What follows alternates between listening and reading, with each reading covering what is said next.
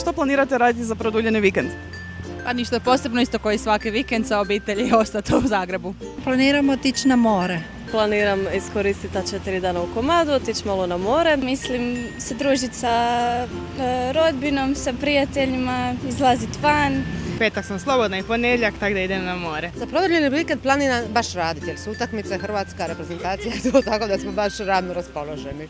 Nisu nam najavili baš neko krasno vrijeme, ali pokušat ćemo iskoristiti čim više. Kad bi recimo mogli zamisliti savršeni, produljeni vikend, kako bi on izgledao? Londona nikad dosta. Na nekom gliseru barci, neka vožnica, nekako krstarenje, nešto u tom stilu. Možda u New York, evo. Da. Sigurno bi išla u Hrvatsku jer mislim da nema ljepšeg mjesta na zemlji. Dalmacija. Na Malorku. Pješčanoj plaži, zalazak sunca, pogled na more. Koliko novaca bi vam trebalo za idealni produljeni vikend? Pa nemam pojma, imam svoju kuću pa onda nikad ne računam tako troškove osim puta i to, a ovo sam doma. Ajoj, pa ne znam, 4000 kuna možda, 5. 5000 kuna.